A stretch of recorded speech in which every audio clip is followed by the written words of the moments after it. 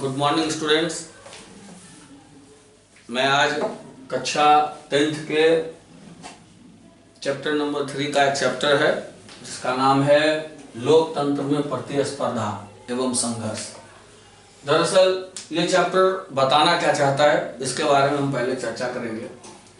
लोकतंत्र आखिर है क्या? लोकतंत्र के कई नाम हैं।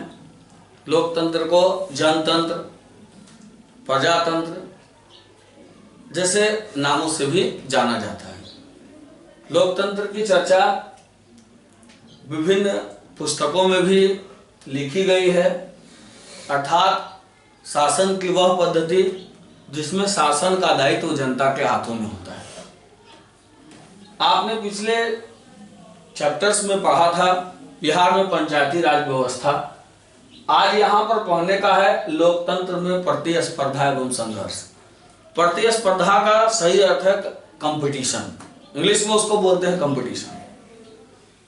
जनता के पास किसी भी मुद्दों पर जब तक कोई राजनीतिक पार्टियां कोई प्रकार का मुद्दा के साथ अगर प्रतिस्पर्धा जनता के बीच में जन्म नहीं देगी तो जनता सही बुरे की पहचान नहीं कर पाएगी। यहां पर प्रतिस्पर्धा होना जरूरी है, एक दूसरे को नीचा दिखाने की कोशिश। और संघर्ष का अर्थ है विरोध। अगर सरकार सही तरीके से जनता के हित में काम नहीं कर रही है तो वहां जनता को संघर्ष करना पड़ता है। कुछ मुद्दे ऐसे होते हैं जहां पर जनता संघर्ष करने के बाद ही अपने अधिकार को पाती है,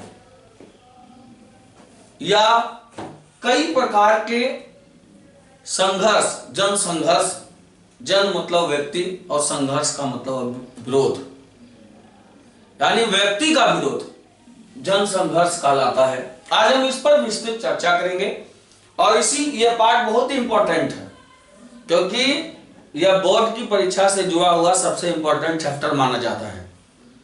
इस चैप्टर्स में आपको बिहार के छात्र आंदोलन, चिपको आंदोलन, तारीख विरोधी आंदोलन, नर्मदा बचाओ आंदोलन जैसे कई महत्वपूर्ण चैप्टर्स पढ़ने के लिए आएंगे, इसलिए इस पर विस्तृत चर्चा करनी है।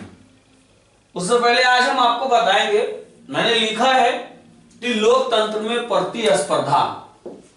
लोकतंत्र दैट मीन्स लोगों का तंत्र, जनता का तंत्र।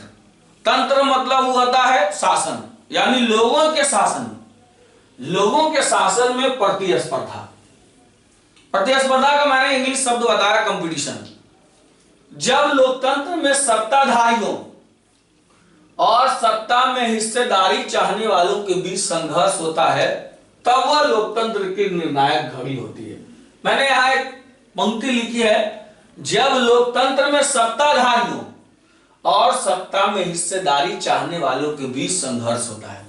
पहले आप इस बात पर ध्यान देंगे, लोकतंत्र में सत्ताधारी जो पहले से कुर्सी पर विराजमान है, जो देश पर पहले से शासन कर रहे हैं, और सत्ता में हिस्सेदारी चाहने वाले, इस बात का भी ध्यान रखेंगे।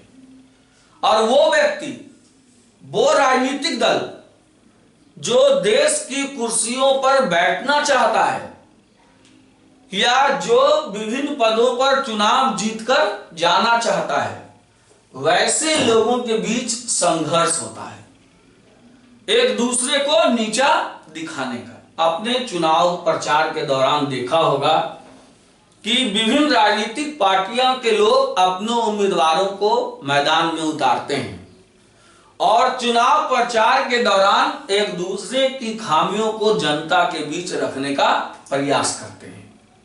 यहां मारपीट नहीं होता, यहां पर अपने मंतव्यों से, अपने विचारों की अभिव्यक्ति से लोग एक राजनीतिक दल दूसरे राजनीतिक दल के नेता को नीचा दिखाने का प्रयास करते हैं।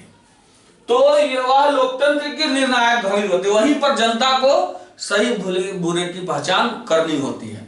यानी राजनीतिक पार्टियां आकर के जनता के बीच लोगों को सही और बुरे की पहचान कराती है कि कौन सही है और कौन खराब है, किसको चुनाव में अपना मतदान करना चाहिए, कौन सा व्यक्ति जनता के हित में काम करेगा। इसकी जिम्मेदारी जो होती है वह राजनीतिक दल के पास होती है। वह राजनीतिक दल जनता के बीच जाकर के उन्हें जागरूक करने का प्रयास करते हैं और अपने पक्ष में मतदाताओं को करने की कोशिश करते हैं। लोकतंत्र में संघर्ष का समाधान जनता के पास है। कोई लाख कितना भी राजनीतिक पार्टी के लोग एक दूसरे से लड़ जाएं, वो कोई मायने नहीं रखता। सारे संघर्ष का समाधान जनता के हाथ में है। अब जनता किसको चुनना चाहती है, जनता किसको ताजपोशी करना चाहती है, जनता किसको मालिक बनाना चाहती है, जनता किसको निर्वाचन में चुनना चाहती है, वो शक्ति किसके हाथ में है, जनता के हाथ में। अब जनता जिसको, अब विधायक का चुनाव है तो जनता जिसे चाहेगी वही कुर्सी पर बैठेगा। जबरन कोई कुर्सी पर विराजमान नहीं हो सकता, क्योंकि आपको पता होना चाहिए बूथ छापामारी। बूथ छापामारी क्या है? जब किसी खास राजनीतिक दल के लोग या अपराधी प्रवृत्ति के लोग मतदाताओं को अपने हिसाब से, अपने तरीके से मतदान करने से वंचित करते हैं, उनको डराकर, धमकाकर या मार पीट कर मतदान केंद्र पर उसे पहुंचने नहीं देते। तो जब ऐसी समस्या आएगी तो उसको बूथ छापामारी कहेंगे। और जब तक जनता का हृदय राजनीतिक दल के नेता से मिला हुआ नहीं रहेगा, बेहतर समावेश नहीं होगा, तब तक शासन करना उनके बस की बात नहीं है। जनता के दिलों में राजनीतिक दल के संबंधित उम्मीदवार के प्रति विश्वास और उम्मीदें होनी चाहिए। भरोसा उसका जीतना होगा। किसका? जनता का। तभी राजनीतिक दल सही तरीके से काम कर सकेगा। अब यहां पे देखिए लिखा है जनता चुनावों में भाग लेती। मैंने अभी कहा ना कि जनता वोट देगी और वही अपने प्रतिनिधि को चुनती है। अब जनता जिसको वोट देगी वो चुनेगा, वही चुनाएगा। अब जिसको जनता नहीं चुनना चाहती है वो जबरन कुर्सी पर राज कर सकता है? नहीं कर सकता। कुर्सी उन्हें ही मिल सकती है जिसे जनता चुनना चाहती है। प्रतिस्पर्धा में ही जनता का विकास संभव है।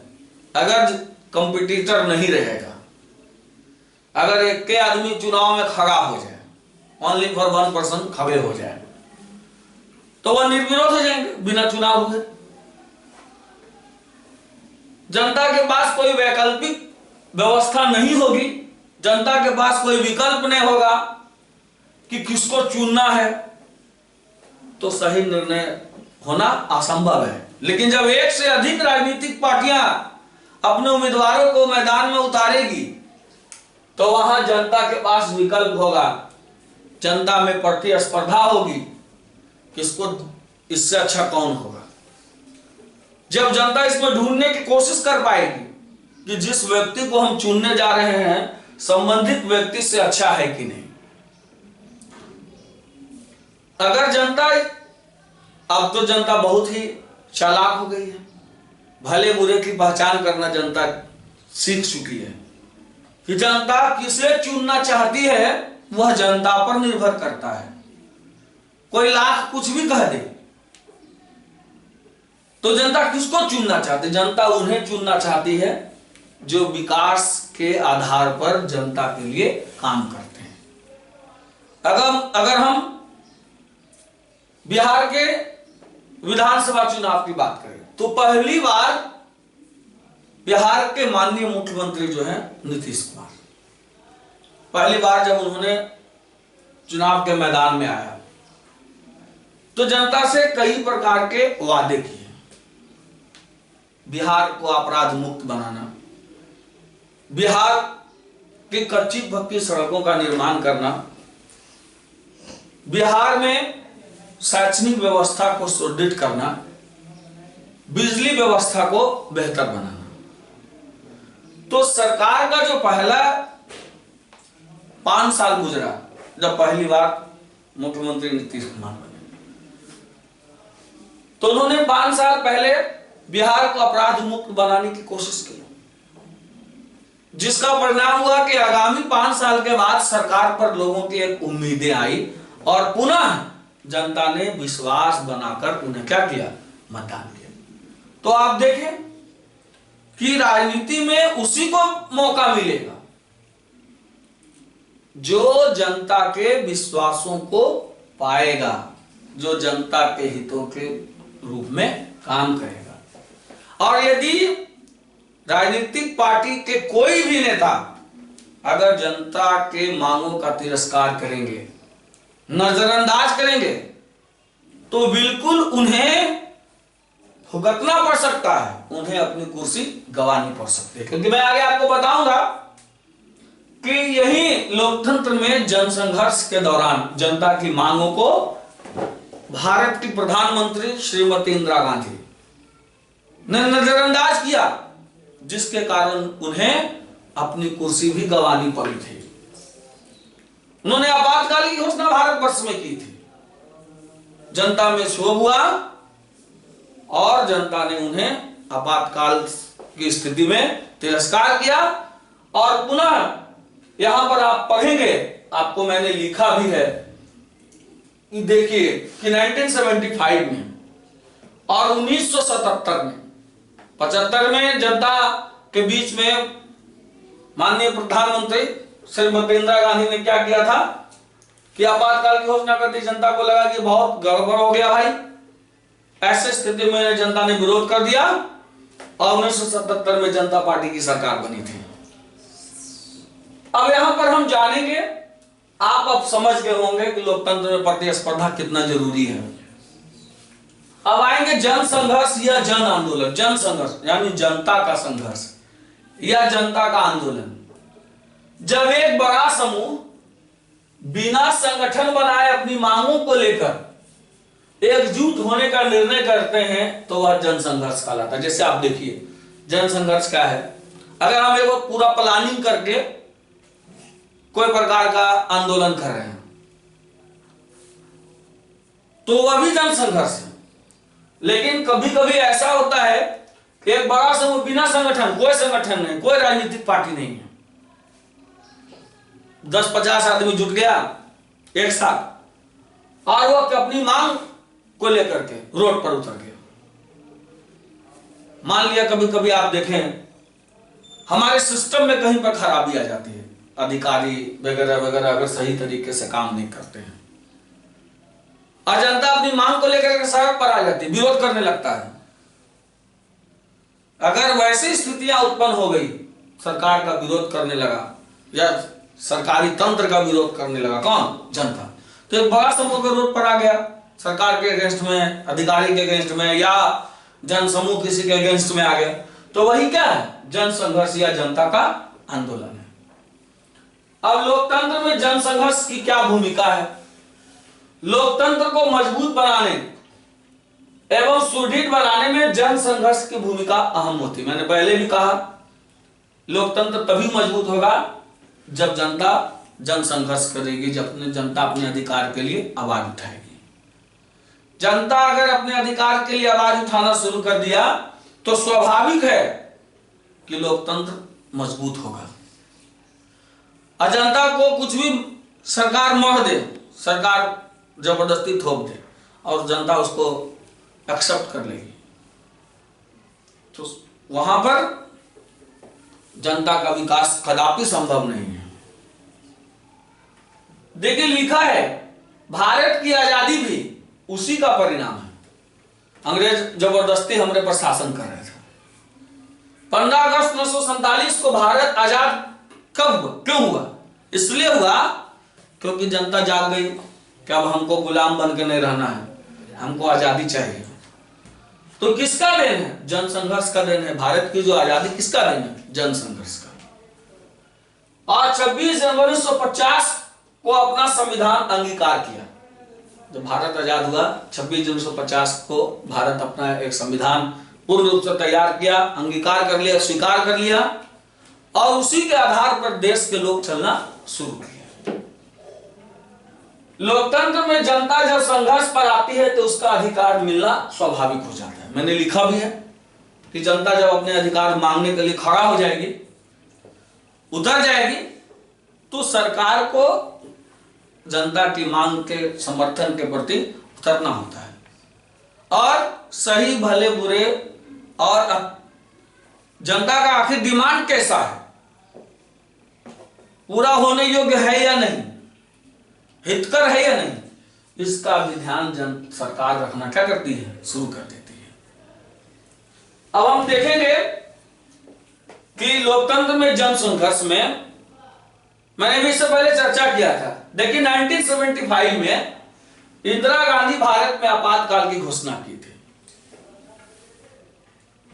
जिसका जनसमूह ने विरोध किया, फलतः सरकार को हटना पड़ा और 77 में जनता पार्टी की सरकार बनी, 1977 में। स्पष्ट हो गया ना कि अगर जनता, इसका मतलब है कि जनता इंदिरा गांधी के शासनकाल में सरकार के विरुद्ध आई, एक जन समूह सरकार के विरुद्ध आवाज उठाई और आगामी होने वाले चुनाव में उनको कुर्सी से क्या किया, हटा दिया और किसकी सरकार बनाई, जनता पार्टी की सरकार बनाई। तो स्पष्ट हो गया कि संविधान बना और हमारा देश संविधान के तहत सुचारू रूप से काम करना शुरू किया। अब हम यहां पर जानेंगे कि भारत के संविधान बनने में कुल कितना समय लगा। भारत के संविधान बनने में जो समय लगा 2 वर्ष 11 माह 18 दिन, कुल समय लगा 2 वर्ष 11 माह 18 दिन। भारत के संविधान में जिस समय संविधान बना था उस समय कुल अनुसूचियां कितनी थी, 12 अनुसूचियां कितनी थी, 12। कुल सदस्यों की संख्या कितनी थी, 299। भारत में संविधान में कुल भाग कितने हैं, 25, जिसमें केवल 8 अनुसूचियां थी और कुल अनुच्छेद की संख्या 448। अब देखेंगे संविधान सभा के प्रमुख सदस्य जो हमारे भारत के संविधान बने, पंडित जवाहरलाल नेहरू, डॉक्टर भीमराव अंबेडकर, डॉक्टर राजेंद्र प्रसाद, सरदार वल्लभ भाई पटेल, मौलाना अबुल कलाम आजाद। प्रथम अध्यक्ष जो चुने गए थे वो अस्थायी रूप में चुने गए थे, डॉक्टर सच्चिदानंद सिन्हा, और अस्थायी अध्यक्ष के रूप में डॉक्टर राजेंद्र प्रसाद। निर्मात्री समिति के अध्यक्ष जो थे डॉक्टर भीमराव अंबेडकर। संवैधानिक सलाहकार यानी संविधान से जुड़े सलाह देने वाले सलाहकार BN राव। कौन थे, BN राव। और जो संविधान सभा के उपाध्यक्ष थे हरेंद्र कुमार मुखर्जी, हरेंद्र कुमार मुखर्जी एवं BT Krishnamachari, BT Krishnamachari. Okay, मैं पुनः अगले दिन आपको इस चैप्टर के विस्तृत चर्चा करूंगा, जिसमें बिहार के छात्र आंदोलन, ताड़ी विरोधी आंदोलन सहित किसान आंदोलन और भी कई इंपॉर्टेंट चैप्टर हैं, सूचना का अधिकार कानून जैसे कई इंपॉर्टेंट उसमें आपको तथ्य हैं पढ़ने के, जो मैं आपको अगले दिन बताऊंगा। Okay, I meet you next day.